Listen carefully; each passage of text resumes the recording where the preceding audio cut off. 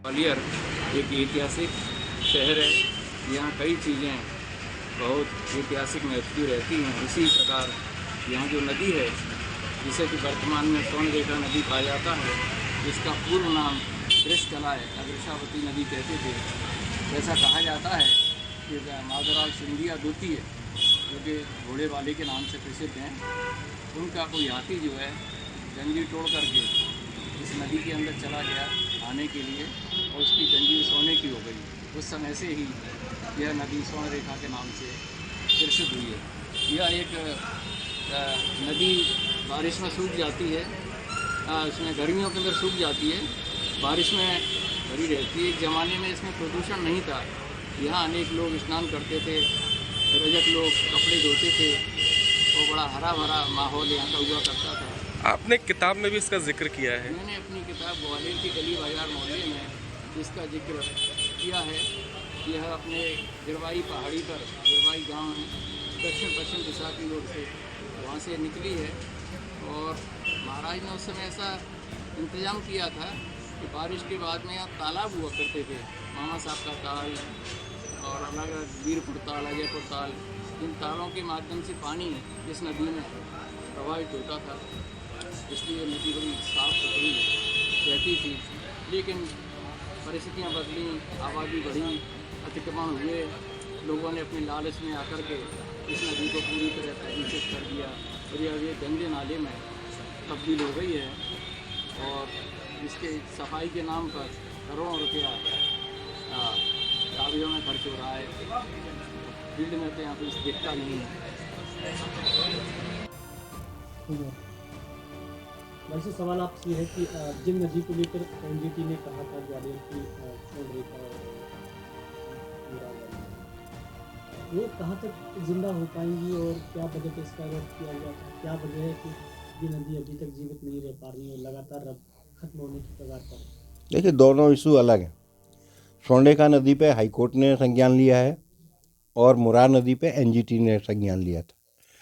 मुरार नदी पर जो एनजीटी ने जो निर्देश दिए थे, उस समय इसकी डीपीआर बनवाई थी, और उस डीपीआर के तहत ये उस समय भी नोडल अधिकारी इसमें निगम को ही माना गया था, क्योंकि शहर के मध्य से गुजरती है तो उसको ही माना जाता है। जबकि मुरार नदी भी इरिगेशन की नदी है, ये रमहुआ डैम से निकलती है और जडेरुआ पे जाके ख़त्म होती है।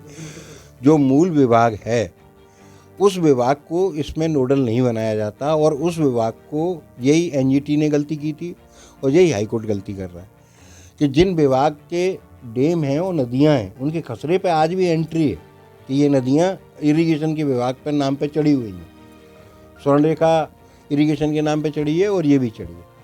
इनकी डीपीआरें बनाई गई थी, और डीपीआरें चूँकि भारी भरकम थी, 400 साढ़े 400 करोड़ की ये डीपीआर बनी है और निगम ने इसकी बनवाई थी और शासन को पेश की गई थी। शासन ने वह डीपीआर नमामि गंगे प्रोजेक्ट के अंतर्गत भेजी, मुरार वाली, जिसमें से बहुत कम अमाउंट, लगभग जैसा मुझे जानकारी में पता लगा है कि 30 या 40 करोड़ रुपए केवल सैंक्शन हुए हैं, और 30 या 40 करोड़ में कोई भी नदी सर्वाइव नहीं कर सकती, और बल्कि लाइनें खींच देने से वो मुरार नदी की जो ब्रिथ है, जहाँ तक वो बहती थी और आज खसरे में एंट्री है, वो ख़त्म हो जाएगी और लोग बाग उसमें कब्जा कर लेंगे और दिक्कत हो जाएगी।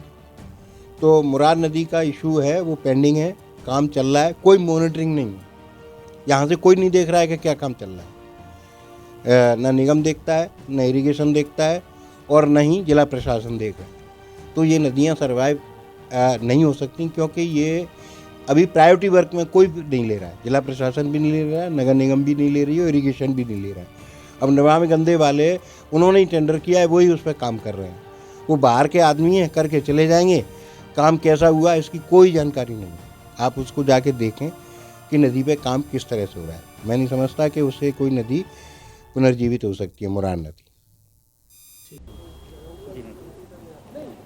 क्या डायरेक्शन हुआ है आज स्वर्णरेखा को? देखिए, एक बार फिर माननीय न्यायालय के समक्ष स्वर्णरेखा नदी की जो पुनर्जीवन की जो याचिका है वो उस पर आज सुनवाई थी, और एक बार फिर जिम्मेदार अधिकारी एफिडेविट के साथ प्रस्तुत हुए और विशेषकर जो है नगरीय प्रशासन विभाग के जॉइंट डायरेक्टर पेश हुए शासन का एफिडेविट लेकर। और जब उन्होंने एफिडेविट न्यायालय के समक्ष प्रस्तुत किया और जब एफिडेविट को अपनी डायरी में डायरी के आधार पर पढ़ा, तो जब माननीय न्यायालय ने एक महत्वपूर्ण टिप्पणी की और कहा कि ये जो है आपके अधिकारियों के साथ बैठक नहीं चल रही है, ये हाईकोर्ट चल रहा है। आप यहाँ जो आप दस्तावेज प्रस्तुत किए हैं, कागज़ प्रस्तुत किए हैं, उस कागज़ के आधार पर आप बात रखिए, ना कि अपनी डायरी के आधार पर। इसी के साथ माननीय न्यायालय ने जब जो है 50 करोड़ के जो पिछले तारीख में जो हिसाब किताब देना था, 50 करोड़ जो रिलीज हुए थे ट्रंक लाइन के लिए, उसकी बात की। माननीय न्यायालय ने सीवेज की बात की, तब उन्होंने कहा कि हमने जो 40 दिन का समय मांगा था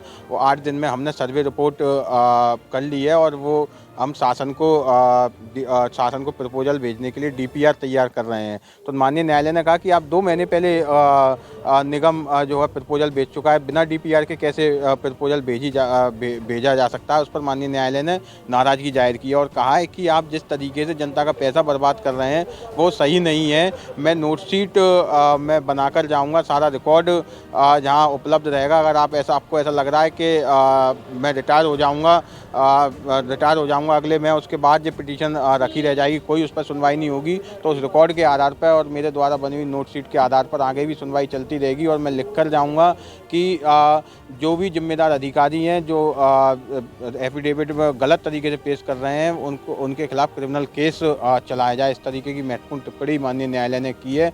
और एक बार फिर साबरमती का उदाहरण देते हुए कहा है कि हमारी प्रतिबद्धता है, हम चाहते हैं कि ग्वालियर की स्वर्णरेखा नदी में साफ पानी बहे और यहाँ के लोग जो हैं उस पानी को पिएं।